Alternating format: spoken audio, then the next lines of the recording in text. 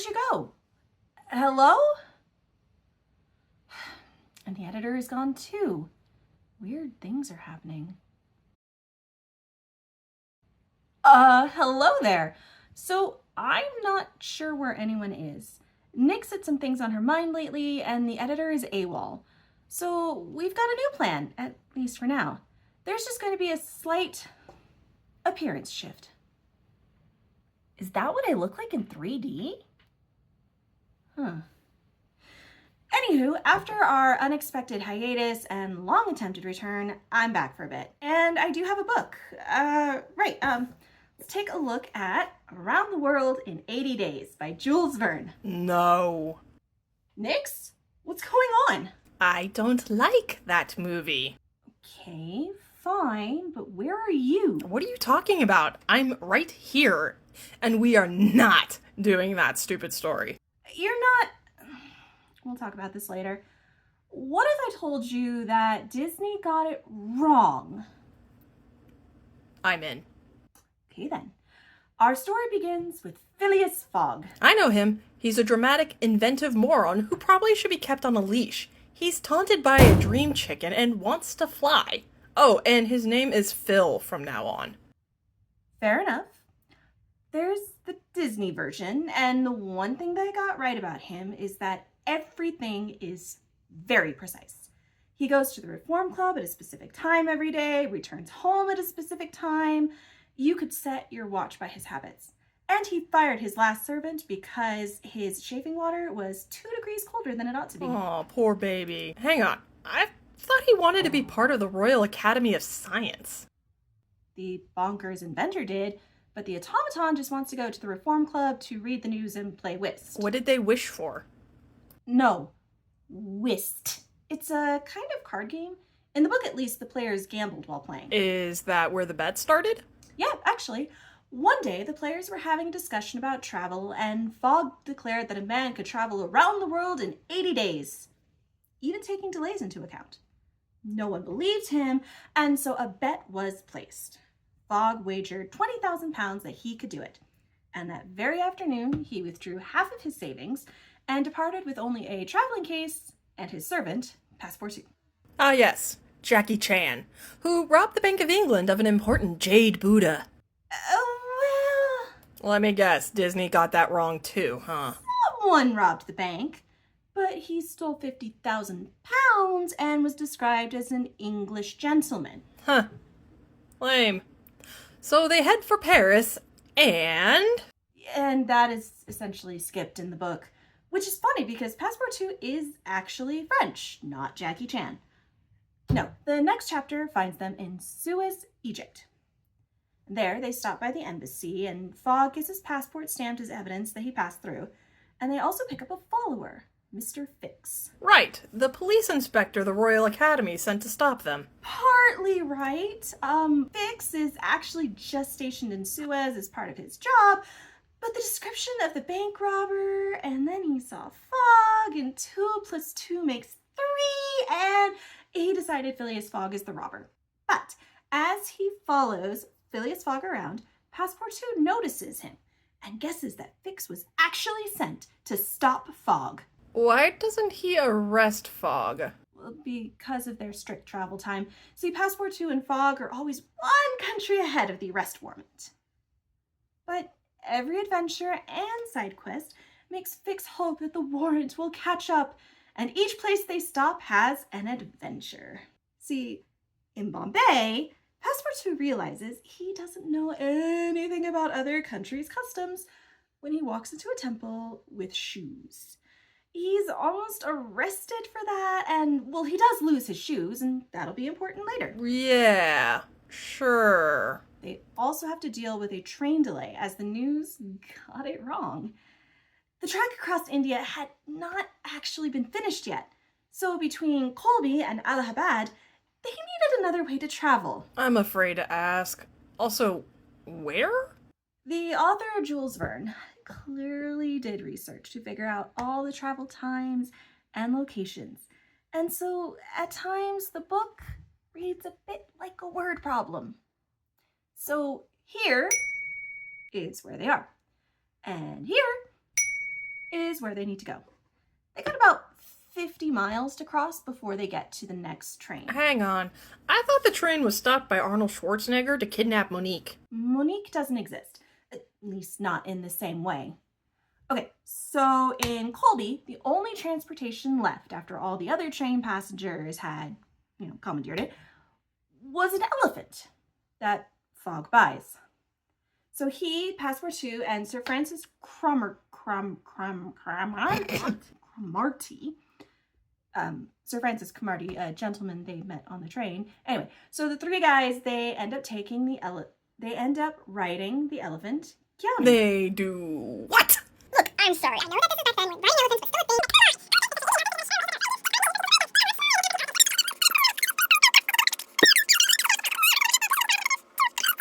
Okay, next, it's a book.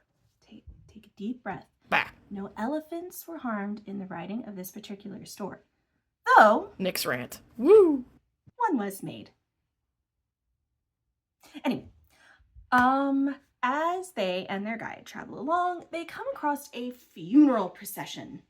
Now, please note, I'm just reporting on the events. Uh-oh. See, part of the procession is a woman who is going to be sacrificed on the funeral pyre of her deceased husband. She's clearly drugged, and their guide actually knows her to be a tragic damsel in distress sort. How convenient. Again, I'm just reporting. The men are incensed. Fogg chooses to risk everything and rescue the girl, and they follow the procession to an old temple. The woman, Auda, is surrounded, and the rescue seems like a lost cause. Until the morning, when the pyre is lit. So, morning comes, the pyre is lit, and then... And the brave men sit watching and wondering where Passepartout is. Suddenly, in the center of the fire, the dead man stands, scoops up Auda, and carries her from the temple. The Indians can't believe it. The Englishmen can't believe it. I can't believe it. Well, they start to believe it when they find out the dead man is, in fact, Passepartout. Wait, what? Yeah, so Passepartout snuck in and pretended to be the dead man, and then when the fire is lit, he walked right out with the woman. They climb on their elephant and ride for Allahabad. So now there's 4 people on this poor elephant. In Allahabad, they find the train and travel on through India into China. Auda happens to have a relative living in Hong Kong, and Fogg figures he'll drop her off there and continue on. But before they can get on the boat, they are arrested. England, or so says the author, doesn't look kindly on those who break the laws of other countries, and Passepartout had broken the law by keeping his shoes on when he entered the temple way back. Uh-huh. Right. I'm just reporting. Fix is hoping that this will let his arrest warrant catch up, but no dice. Fogg pays the bail, and they leave for Hong Kong. Fix still following. In Hong Kong, their next ship is under repairs. Philly still thinks he can make it, doesn't he? So Philly? I'm not saying his real name. Whatever. Fix tries to befriend Passepartout and tell him that Fogg is the bank robber, but Passepartout doesn't believe.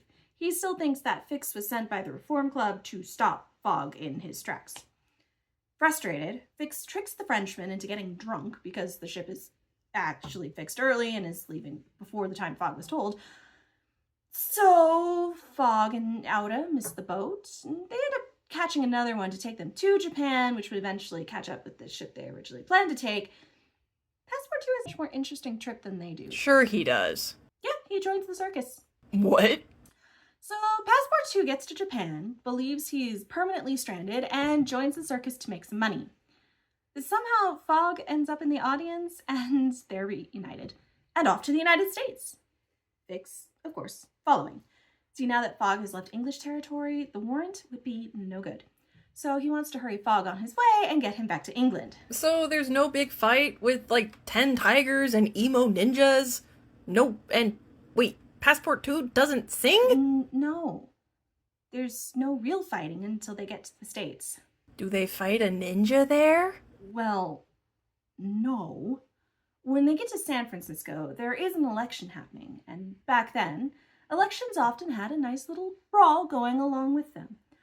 So Auda, Fogg, and Fix get mixed up in it. Auda was okay, Fogg's suit was ruined, and Fix ended up with a black eye. And that wasn't the worst fight they went through. Does Fix end up with a broken nose, too?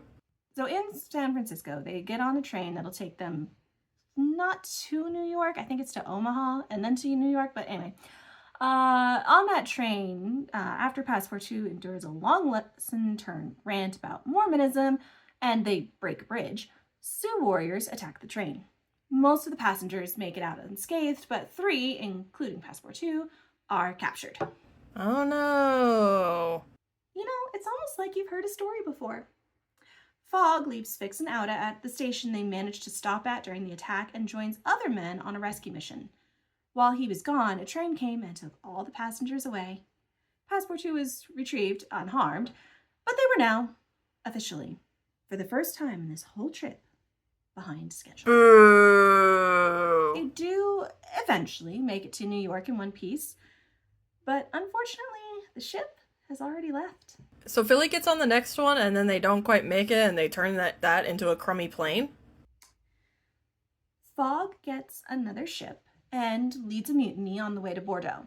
He pilots the ship to Liverpool instead, and while they do cannibalize the ship, they just burn the wood. They don't make a flying machine. As soon as they land on English soil, Mr. Fix arrests Phileas Fogg. Wait, hang on. Did he actually rob the Bank of England?